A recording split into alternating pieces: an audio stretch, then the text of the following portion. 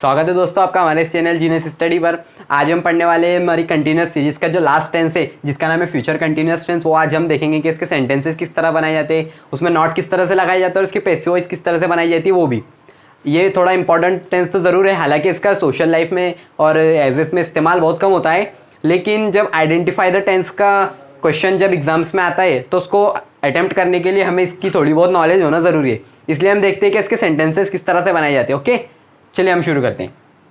सबसे पहले सब्जेक्ट है helping verb V1 plus ING और ऑब्जेक्ट एज इट इज़, जैसा कि हमारे कंटिन्यूस की सीरीज़ में होता है। कंटिन्यूस की सीरीज़ में क्या होता है, सब्जेक्ट होता है, हेल्पिंग वर्ब होता है, V1 प्लस ING ये जो है हमारी V1 प्लस ING ये हमारे कंटिन्यूस की खासियत है। इसके बिना कंटिन्यूस नहीं बन सकता कोई भी, फिर वो प्रेजेंट का हो, पास्ट का हो या फ्यूचर का हो। ठीक है, समझ में आ गया बात आपके। तो अब देखिए आई और वी का, जैसा कि हमने कानून पढ़ा था कि फ्यूचर टेंस में आई और वी के साथ क्या लगता है, जी हाँ, शेल लगता है, और बाकी सबके साथ विल।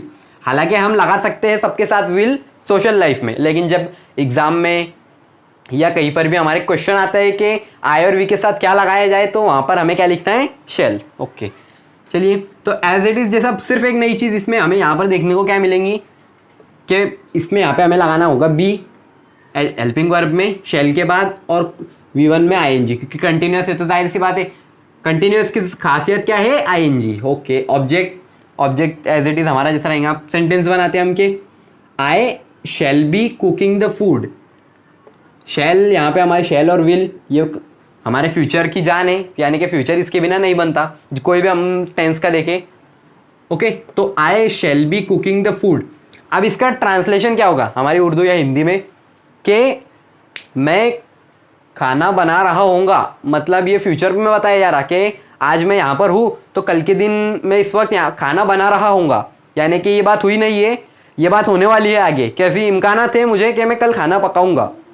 ओके, तो शैल बी, फिर we shall be cooking the food, यानी कि हम खाना बना रहे होंगे। वो कभी की भी बात है, वो फ्यूचर की बात को डिफाइन करने के लिए इस्तेमाल किया जा रहा है कि मैं फ्यूचर में कभी खाना पकाऊंगा और इस वक्त में मेरा वो जो काम है वो जारी होगा।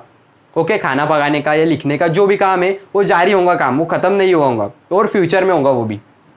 ओके, अब विल वालों के साथ आते हैं हम कि you will be playing the cricket, यानी कि तुम क्रिकेट खेल रहे होंगे। यानी कि जब फ्यूचर में की बात होंगी हम कि तुम कल के दिन क्या कर रहे होंगे, तो तुम क्रिकेट खेल रहे होंगे कल के दिन इस वक्त, यानी कि इस वक्त मैं यहाँ पर हूँ। तो अगर मैं बोलूँ कि कल के दिन मैं क्रिकेट खेल रहा हूँगा तो इंग्लिश में इसको कैसा बोलेंगे कि I will be playing cricket tomorrow. Okay, ये बात समझ में आ गई।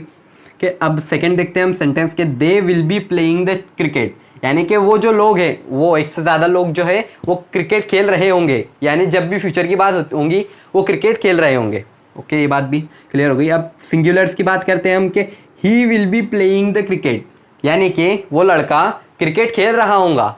ये बात हुई नहीं है और होने वाली है, वो भी कब, कंटिन्यूस के सेंस में, यानी कि वो काम जारी होगा, वो काम ख़त्म नहीं हुआ होगा। ठीक है, he will be playing the cricket, यानी कि वो लड़का क्रिकेट खेल रहा होगा। अब she will be playing the cricket, यानी कि वो लड़की क्रिकेट खेल रही होंगी। ओके, उसका मतलब कि लड़की क्रिकेट खेल रही होंगी। हर जितने भी हम बड़े बड़े सेंटेंस बनाएंगे वो इसी तरतीब के अकॉर्डिंग हमें बनाने हैं। ठीक है, अब इट की बात करते हैं कि it will be playing the cricket, यानी कि जो हमारा सेंटेंस है या जो भी हमारा जुमला है बनेगा उसमें हमें V1 ये हेल्पिंग वर्ब के साथ हमें बी लगाना है और उसमें ING लगा के बड़े बड़े सेंटेंस बनाने हैं। इट की बात कर रहे थे हम कि it will be playing the cricket, यानी कि वो जानवर या जो भी मशीन है वो क्रिकेट खेल रही होंगी। ठीक है, अब बात करते हैं हमारे नाउन की। ये लास्ट में हम नाउन लेते हैं हर बार कि जोसेफ, या जो भी बोलेंगे जोसेफ नाम ले, किसी चीज़ का नाम लेंगे, किसी इंसान का, किसी जगह का तो नहीं आएगा इसमें, लेकिन किसी इंसान या किसी जानवर का जब हम नाम लेंगे तो यहाँ पर हमें नाउन इस्तेमाल करना होगा जोसेफ। और देखिए जो भी नाउन हम लगाएंगे उसके साथ हमें शेल नहीं लगाना है, हमें वहाँ पर सिर्फ और सिर्फ विल लगाना है। ये बात हमें नोट करने जैसी है कि Joseph will be playing the cricket, यानी कि जो जोसेफ है वो क्रिकेट खेल रहा होगा, वो काम अभी हुआ नहीं है, वो अभी चल भी नहीं रहा, वो होने वाला है कि जोसेफ क्रिकेट खेल रहा होगा, वो भी वो ख़त्म नहीं हुआ काम है उसका, वो जो काम है वो जारी है अभी भी। ओके, तो अब हम देखते हैं कि इसमें नॉट किस तरह से लगाए जाते हैं। अब नॉट का कानून सबसे आसान चीज़ हमने देखी है कि नॉट का कानून क्या कहता है हमें कि हेल्पिंग वर्ब में नॉट लगाना है हमें। ठीक है, तो नॉट, अब हमें सादा सा यहाँ पे हेल्पिंग वर्ब दिखाई दे रहा है शैल और विल। शैल और विल में पूरी जितने भी हमारा फ्यूचर है वो सब शैल और विल में कवर हो जाता है। ओके, शैल और विल में हमें लगाना है नॉट। तो क्या करेंगे, सीधा सीधा नॉट लगाएंगे इसमें, I shall not be cooking the food. Okay, I shall not be cooking the food, we shall not be cooking the food. यानी कि शेल, मालूम इससे ये पड़ा हमें कि शेल और विल में हमें सिर्फ नॉट लगा के नेगेटिव सेंटेंसेस बनाने हैं इसके।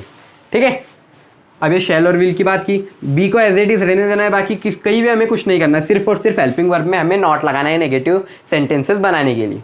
ठीक है, अब you will be playing the cricket, shall जमा नॉट क्या होता है, हमने आपको बताए थे फ्यूचर, सिंपल फ्यूचर टेंस के वीडियो में कि शेल जमा नॉट होता है शांट, उसकी स्पेलिंग SHANT और एपोस्ट्रॉफी T। ओके, अब विल की विल का विल जमा नॉट क्या होता है, विल जमा नॉट होता है वोंट।